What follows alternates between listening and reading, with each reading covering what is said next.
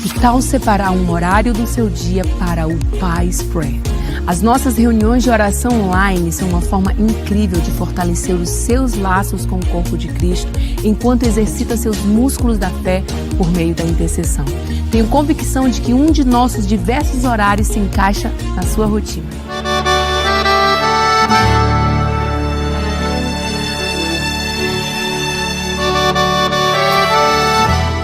Nesta noite trarei aqui neste tempo o tema Os Desafios da Família do Século XXI.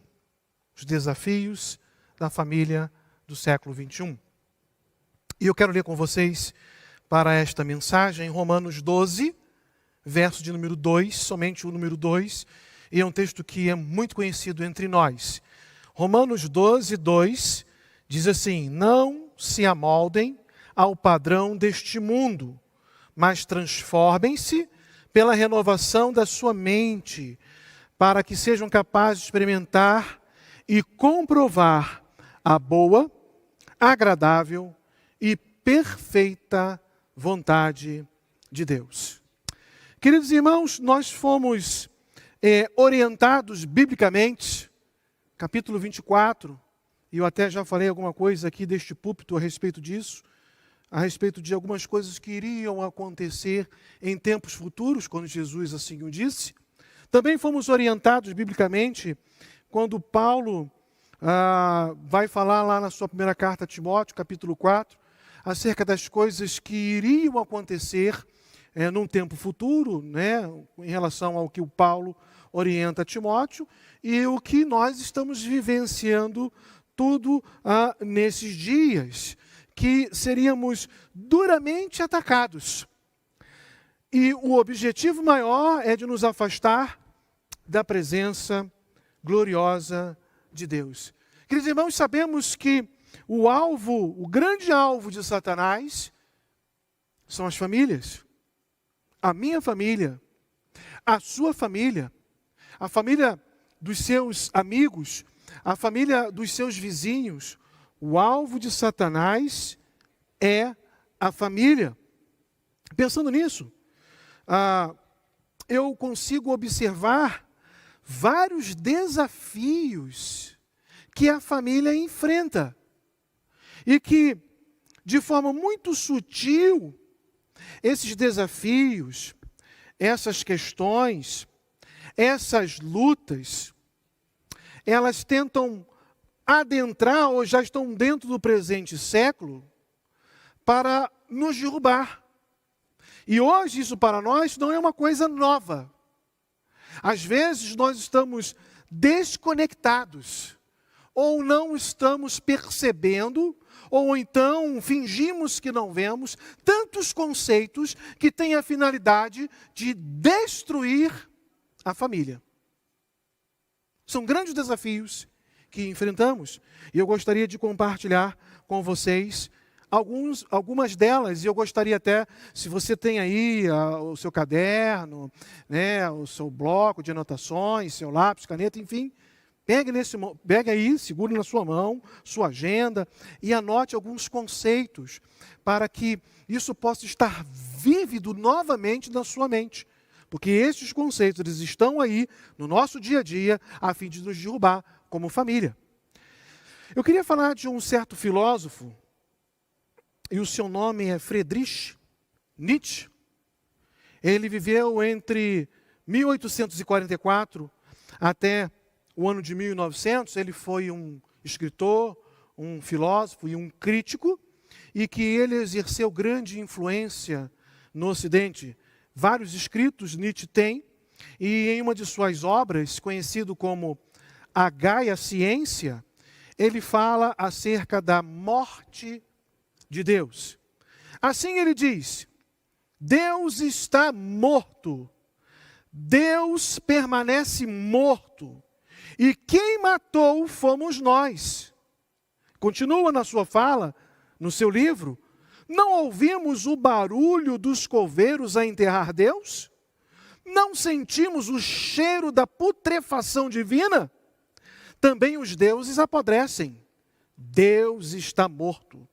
Deus continua morto e nós o matamos.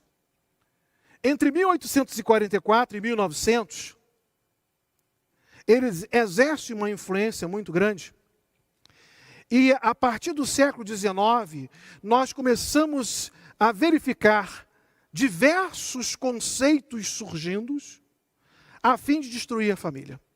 Você precisa entender que nesse escrito, Nietzsche não está querendo abordar a ideia de que Deus realmente está morto, porque Deus é eterno. Então, o que significa a ideia de Deus estando morto, né? Ele queria questionar se é razoável ter fé em Deus e basear nossas atitudes nisso.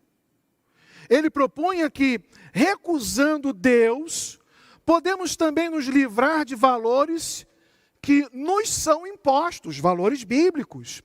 Em resumo, quando Nietzsche fala que Deus está morto, ele não tem a intenção de dizer que Deus não existe, mas que as pessoas deveriam parar de viver como se Ele estivesse nos observando o tempo todo. Deixar Deus um pouquinho de lado. Essa era a ideia de Nietzsche. E me parece, meus amados irmãos, que essa ideia, nascida no século XIX, hoje no século XXI, tem tido uma influência muito grande, a partir de grandes desafios que a família acaba por enfrentar. E eu gostaria de compartilhar alguns desses desafios. Primeiro, a secularização da cultura. Secularização da cultura, anota aí. Secularização da cultura. A revolução científica que teve início no século XVI ofereceu uma maneira de compreendermos os fenômenos naturais. Ora, agora não importa mais se existe um ser divino e que criou todas as coisas, porque através da ciência nós entendemos e nós descobrimos, segundo os cientistas, segundo a ideia da secularização da cultura, que por uma grande explosão todas as coisas foram criadas. Não importa mais a palavra de Deus. Então, essas coisas elas vieram assim de mansinho, de forma muito sutil, mas hoje ela está de forma escancarada, clara, para destruir o conceito maior de família, no sentido de que ela é a criação divina e de que a família reunida precisa viver para honrar e glorificar o nome do Senhor. Um outro conceito, um outro desafio que eu quero compartilhar com você é que vivemos também a era dos descartáveis.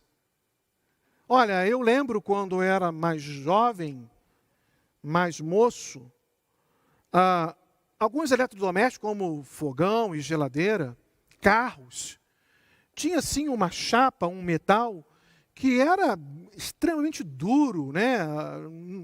Dificilmente você conseguia, com uma pequena pancada, amassar tais produtos.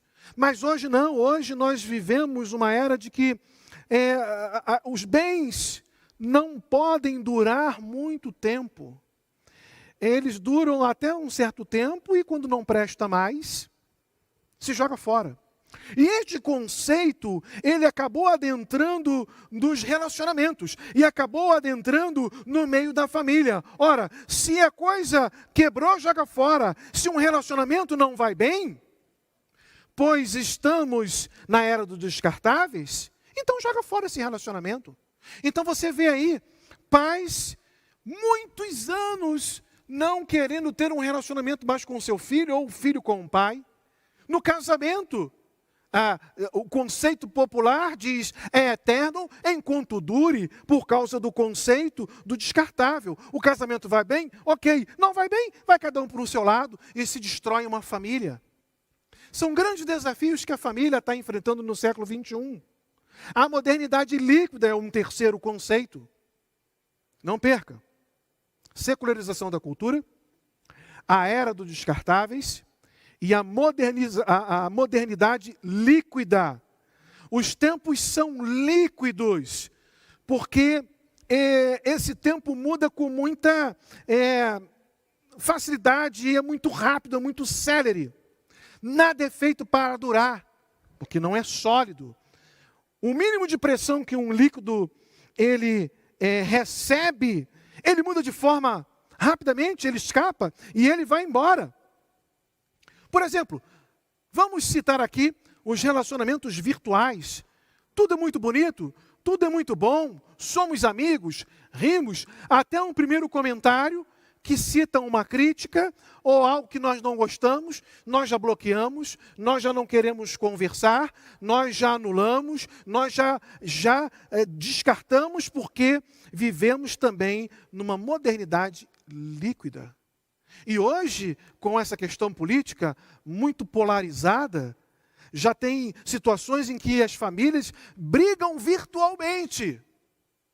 Nós precisamos ter cuidado com todos esses conceitos, porque são grandes desafios que enfrentamos a fim de destruir o conceito tradicional de família. Um quarto conceito, ou um desafio que eu quero trabalhar com você nesta noite, é a valorização do ter ao invés do ser. Hoje, no século 21, se valoriza mais o que é estético, é aquilo que eu tenho, e não o meu valor daquilo que eu sou. E isso é muito propagado no meio, até mesmo das crianças. Se faz amizade porque aquele meu coleguinha tem algo muito sofisticado, um celular muito avançado, um videogame que tem vários jogos, enfim. E isso muitas vezes é estimulado na família. O ter ao invés do ser. E esses conceitos que estou apresentando para vocês são conceitos que a família precisa estar atento, que eles não são corretos. É isso que você precisa estar atento nesta noite. O pluralismo religioso, uma religião plural, onde a cosmovisão religiosa, elas são alteradas, né? E o que traz o conceito desta ideia é que o pluralismo religioso aceita múltiplos caminhos para Deus, ou deuses, como uma possibilidade. Quem já não ouviu, você tem a sua religião, eu também tenho a minha, porque todos os caminhos, eles nos conduzem a Deus. Não é verdade. Só tem um único caminho que conduz o homem a Deus, e este caminho se chama Jesus Cristo. Em João 14, versículo 6, Jesus diz: eu sou o caminho, e não um dos caminhos. Eu sou o caminho, a verdade e a vida, e ninguém vem ao Pai senão por mim. Muito cuidado com este conceito do pluralismo religioso. Também queria abordar com você, nesta noite, a respeito do Manifesto Comunista, que tinha como objetivo o término da família tradicional. Vejam só que eu quero falar do Manifesto Comunista, mas eu não quero entrar em nada de política e nem de partidarismo. Não é esse o objetivo. E sim, analisar um livro com este título, que foi publicado em 1848 por Karl Marx e Friedrich Engels. E o objetivo desses dois homens era destruir o conceito de família tradicional. E ele diz no seu livro, A Abolição da Família. Até os mais radicais se assustam com este propósito infame dos comunistas. Sobre quais fundamentos se assenta a família atual, a família burguesa? Sobre o capital, sobre o proveito privado. Em sua forma completamente desenvolvida, a família tradicional é uma instituição burguesa e existe somente na burguesia. A família burguesa será naturalmente eliminada com o eliminar deste seu complemento. Ambos desaparecerão com o desaparecimento do capital. Então, o Manifesto Comunista de 1848, do século XIX, pregava o fim da família tradicional. E vemos isso com muita clareza hoje, amados irmãos. Com muita clareza. Temos que estar atentos aos desafios do século XXI e suplantá-los em nome de Jesus. Um próximo conceito que a família precisa estar atenta: a erotização infantil. É uma exposição da criança a conteúdos inapropriados à sua idade.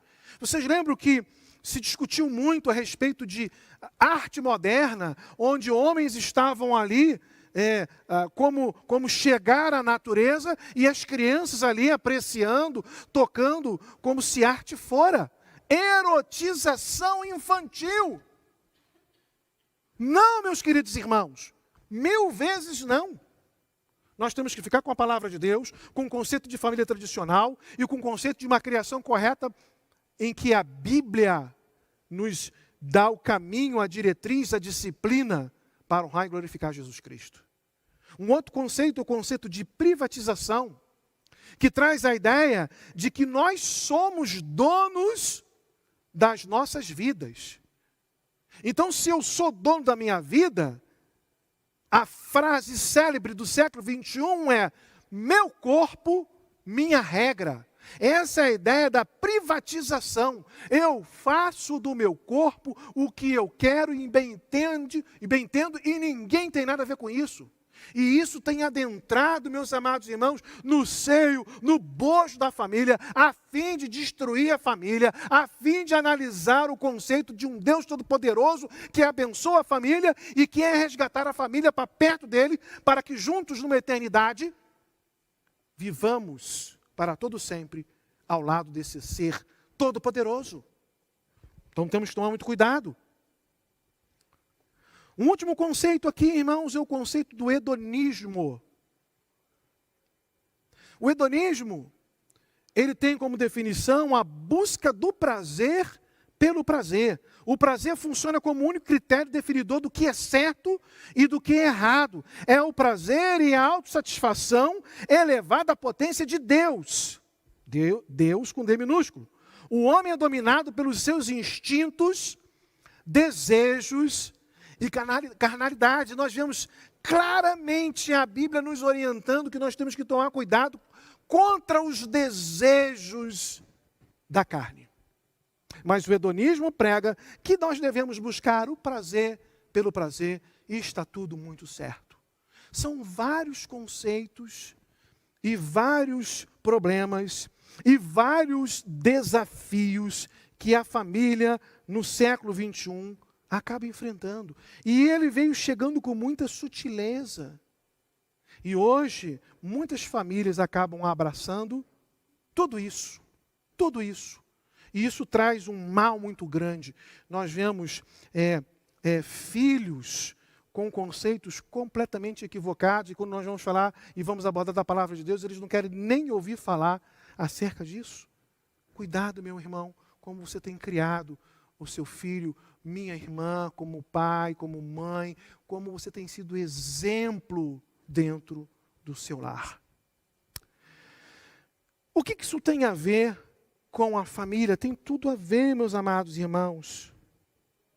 Passamos a modernidade, estamos na pós-modernidade, somos infestados de conceitos que querem acabar com o conceito de família tradicional.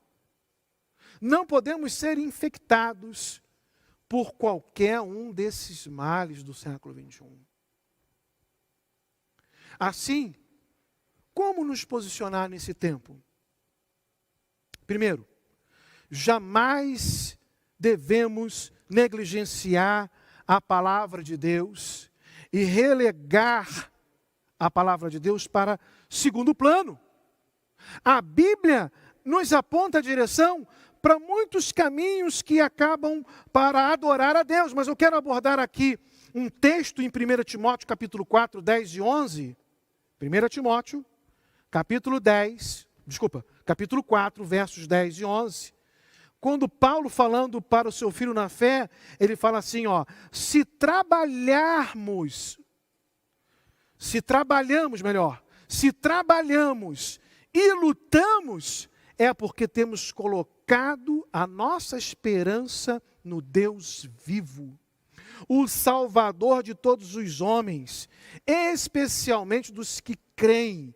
Ordene e ensine estas coisas, se trabalhamos e lutamos. Queridos irmãos, se você pegar o capítulo 4 todo, e você ler o capítulo 4, pelo menos do verso 1 até o verso 8, 9, você vai ver ali um catálogo de problemas, de situações, de desafios que a família iria enfrentar em tempos futuros. E nós estamos exatamente nesse tempo. E no verso 10 e 11, Paulo fala assim: se trabalhamos e lutamos. Irmãos, nós temos que lutar e trabalhar em prol da família com a Bíblia nas nossas mãos, porque ela nos aponta o caminho da salvação, porque ela nos aponta o caminho de agradar a Deus, porque ela nos aponta princípios que agradam ao Senhor Jesus Cristo. A Bíblia apresenta o referencial para a família. Uma família começa com uma união de um homem e uma mulher. É um relacionamento heterossexual. Isso está bem registrado e muito claro em Gênesis 1, 27 e 28. Criou Deus o homem à sua imagem. A imagem de Deus o criou. Homem e mulher os criou. Deus não criou dois homens. Deus não criou duas mulheres. Mas Deus criou um homem e uma mulher. E Deus os abençoou. E Deus foi o celebrante. E Deus foi o oficiante daquele casamento. E logo em seguida ele disse: sejam férteis, multipliquem-se, encham e subjuguem a terra, dominem sobre os peixes do mar, sobre as aves do céu e sobre todos os animais que se movem pela terra. Mas hoje, nesse conceito hedonista, o prazer pelo prazer, de um conceito de uma modernidade líquida e descartável, é assim: não, eu quero me relacionar com outro homem, uma mulher quer relacionar com outra mulher, contrariando os princípios da palavra de Deus. E pasme, meus amados irmãos, tais conceitos têm adentrado a igreja do Senhor Jesus Cristo, não através dos púlpitos. E é por isso que nós trazemos essa mensagem para alertá-lo. Tem adentrado as igrejas, porque primeiramente tem adentrado as famílias. Cuidado com que tipo de conceito o seu filho tem recebido de certas amizades, da própria escola, não sei. O conceito que o seu filho precisa receber, o conceito da palavra de Deus, por você, meu irmão, e por você, minha irmã. Mas a Bíblia também indica uma estrutura e uma hierarquia que precisa ser respeitada. Em Efésios 5, e eu poderia abordar aqui alguns outros versículos de Efésios 5, ou até outros na palavra de Deus, mas eu me detive em Efésios 5,33, quando diz: portanto, cada um de vocês, então Paulo, se dirigindo aos homens, ame a sua mulher como a si mesmo, e a mulher trate o marido com todo respeito. Nós vamos ver a respeito de sujeição, de amor e de respeito, e um ciclo de amor e respeito. Quando o homem ama a mulher respeita o marido, e vice-versa. Essa ideia de estrutura e de hierarquia, o homem como cabeça do lar, ela precisa ser observada, ela precisa ser respeitada. Outra ideia aqui, meus amados irmãos, é que a Bíblia é marcada por vínculos profundos e ela nos ensina isso. Em Mateus capítulo 19, versículo 6, diz assim, foi perguntado a Jesus a respeito do divórcio em Mateus capítulo 19. E Jesus, é como se Jesus tivesse dito assim: olha, vocês querem falar de divórcio? Vocês precisam lembrar, lá no princípio, quando Deus cria a família, qual é o propósito de Deus para a família? Deus não quer que haja separação. E no versículo 6, ele arremata a sua explicação dizendo assim: assim, eles já não são dois, mas uma só carne. Portanto, o que Deus uniu, ninguém o separe. Então, naquela ideia de modernidade líquida, se sofre pressão, se o casamento tem pressão, um conceito muito atual é incompatibilidade de gênios. Isso não existe, incompatibilidade de gênios. Pelo menos no meio cristão não deveria existir. Se tem alguma dificuldade de acertos, então busque o seu pastor. Chegue no gabinete e fale com o pastor Wagner. Se a agenda dele, a igreja é muito grande, tem de outros pastores aqui na igreja que pode atender ao seu casamento. Via de regra, uma família só busca o pastor quando a coisa está lá assim, muito drástica. Vamos lá, vamos tentar como último, né? Última coisa a ser feita, vamos conversar com o pastor. Quem sabe a situação se resolve. Não é assim não, meu querido irmão. Sempre haverão conflitos nos relacionamentos. Rusga, e essas coisas precisam ser acertadas, combinadas, acordadas, negociadas. Portanto, o que Deus uniu, ninguém o separe. A Bíblia nos orienta a isso, isso é um princípio bíblico. Na palavra de Deus nós temos valores inegociáveis. Efésios 6, de 1 a 4, Paulo fala assim: filhos, obedeçam seus pais do Senhor, pois isso é justo. Os filhos não estão obedecendo mais os pais. Aí os filhos chegam na escola que não reconhece mais autoridade no lar do pai e de mãe, quer bater no diretor, quer bater no coordenador, quer bater na professora, e já bate. Mas a Bíblia diz: filhos, obedeçam seus pais. Se o filho aprende esse conceito bíblico dentro do lar, fora do lar também ele vai aplicar. Honra teu pai e tua mãe. Este é o primeiro e único mandamento com promessa, para que tudo te corra bem e tenhas longa vida sobre a terra. Pais, não irritem os seus filhos, antes criem-nos segundo a instrução e o conselho do Senhor. A nossa obrigação como pai e como mãe é criar os nossos filhos na instrução e no conselho da palavra de Deus. Não pense, meu querido irmão, que o Senhor não vai cobrá-lo como pai e como mãe que deveria criar o seu filho segundo a palavra de Deus, e você não criou. Você será cobrado por Deus. Então não permita que isso aconteça. Observe o que a Bíblia está querendo te ensinar e viva para a glória do Senhor. Mas eu quero andar um pouquinho mais aqui de como nos posicionar nesse tempo. Invista no seu casamento. A Bíblia fala lá em Josué 24:15, eu poderia falar de várias coisas a respeito de investimento no casamento. Mas eu quero abordar a questão espiritual. Quando Josué está falando para o seu povo, para os seus irmãos, no sentido de israelitas, olha, muitos familiares aí adoraram outros deuses, além do Eufrate, os antepassados, né, os deuses dos amorreus, em cuja a terra vocês estão vivendo agora. Mas ele remata no finalzinho do versículo 15. Mas eu e a minha família, nós escolhemos servir ao Senhor, serviremos ao Senhor. Isso não pode ser apenas um versículo na sua casa, meu amado irmão, lá na sua parede, lá naquele quadro. Isso precisa ser uma verdade de Deus dia a dia, na sua vida, na vida da sua família, na vida da sua esposa, na vida dos seus filhos. Eu e a minha casa servimos ao Senhor. Como ainda nos posicionar nesse tempo, investindo no cuidado e na criação espiritual dos nossos filhos.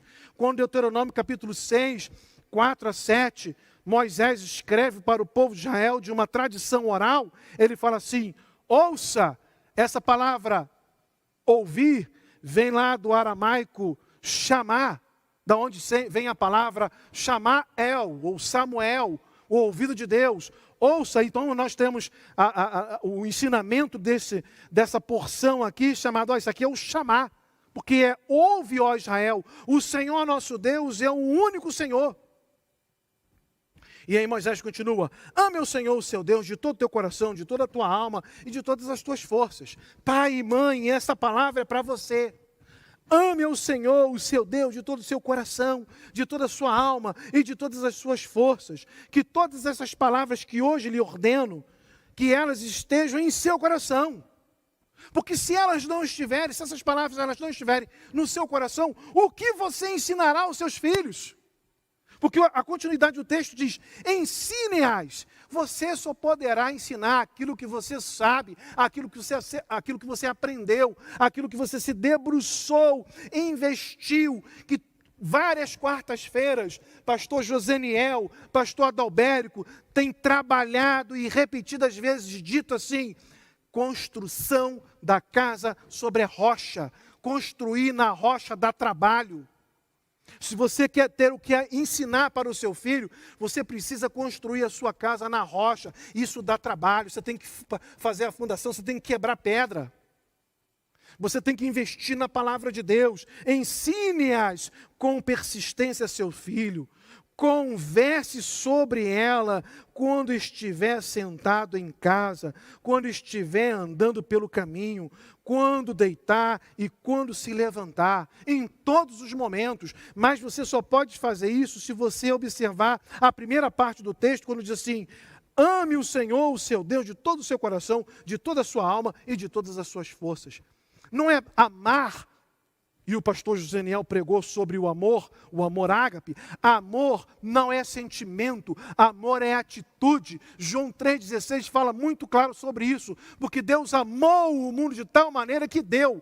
O amor dá, o amor se doa. Romanos 5,8, mas Deus prova o seu amor para conosco em que Cristo morreu. Cristo teve uma atitude de se entregar por amor a mim e a você. Amar a Deus sobre todas as coisas é uma atitude que precisamos ter, de investir, porque esses conceitos do século 21 estão adentrando nas nossas casas, e não mais de forma sutil, de forma clara, para nos afastar dos caminhos poderosos do Senhor.